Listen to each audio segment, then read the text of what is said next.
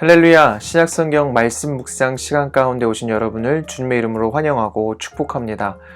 오늘 47일차를 맞이했고요. 오늘은 요한일서 1장부터 5장까지의 말씀을 우리가 함께 읽고 묵상하게 될 것입니다. 오늘도 말씀을 읽고 묵상하는 가운데 또 주님의 만지심과 또 주님이 주시는 그 메시지들을 통해서 우리가 온전히 주의 음성을 듣는 귀한 은혜의 시간이 되시기를 간절히 소망합니다. 기도하고 함께 말씀 나누도록 하겠습니다. 사랑의 하나님 감사합니다. 오늘도 우리 가운데 말씀을 읽을 수 있는 귀한 마음과 은혜를 허락하시니 감사합니다. 말씀을 읽고 묵상하는 가운데 주의 음성 듣게 하시고 주님의 이끄심과 인도하심을 경험하는 복된 시간 되게 하여 주옵소서.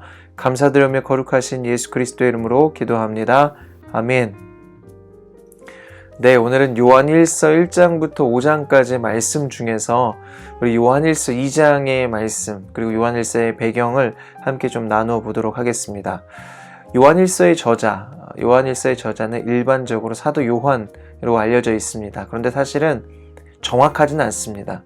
그런데 우리가 어떤 여러 가지 추측하고 이랬을 것이다. 또 여러 가지 그 단서들이 있는데요. 그 단서들이 아주 막 정확하게 명확하진 않지만 사도 요한이라는 그런 단서들을 통해서 사도 요한이 기록했을 것이다 라고 보고 있습니다.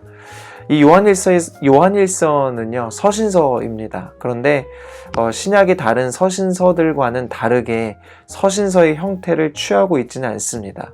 또 서신을 보내면 이것을 받는 수신인이나 보내는 장소나 내가 이것을 어디에서 기록하고 있고 이런 것들을 좀 기록이 되어 있으면 우리가 쉽게 알 수 있는데 그런 것들이 전혀 기록이 되어 있지 않습니다.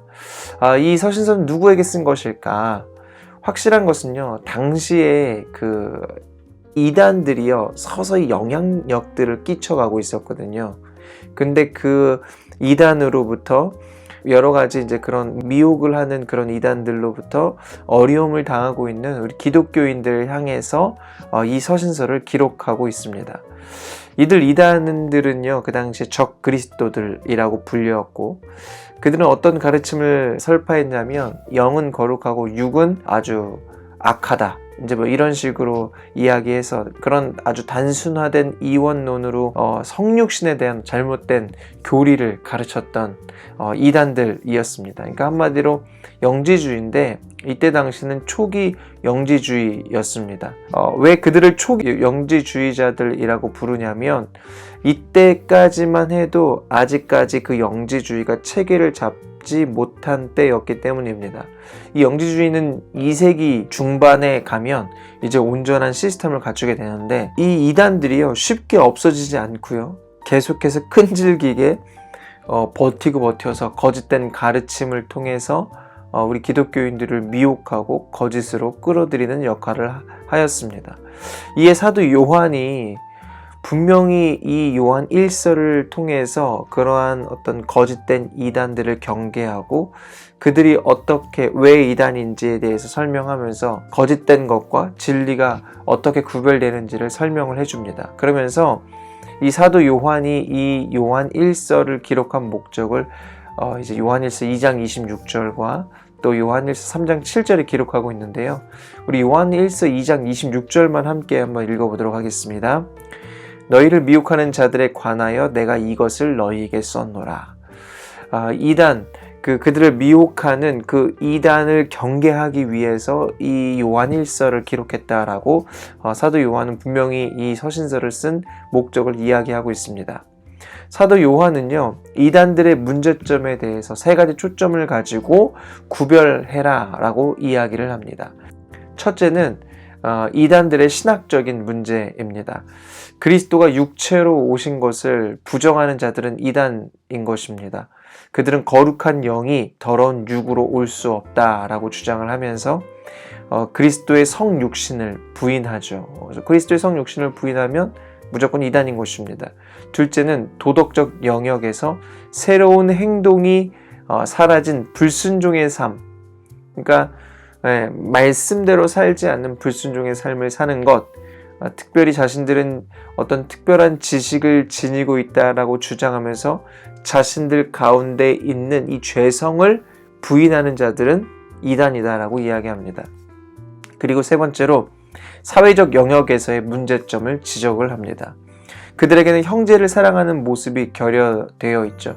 이단은 잘못된 가르침이기 때문에 그 온전한 사랑을 할 수가 없죠. 그래서 그렇기 때문에 이 요한 1서는 형제의 사랑을 유독 강조하고 있습니다. 이러한 이단들의 유혹에 넘어가지 않기 위해서 어떻게 해야 될까? 우리는 먼저 말씀에 대한 바른 지식이 있어야 됩니다.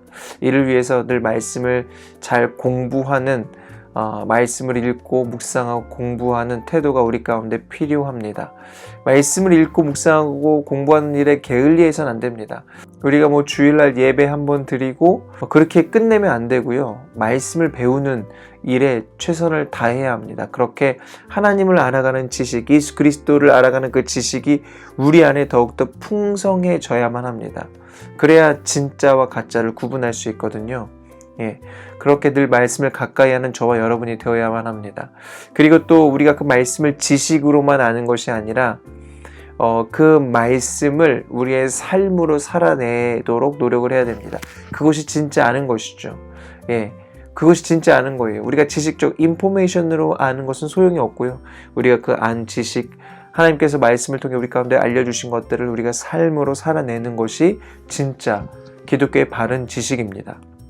오늘도 우리가 함께 말씀을 읽고 또 묵상할 때 이것이 단순히 지식적인 정보 습득으로 끝나는 것이 아니라 그 말씀을 통해 우리가 믿음으로 살기로 결단하고 더욱 말씀을 사랑하고자 하는 마음을 갖게 되는 저와 여러분이 되시기를 바랍니다.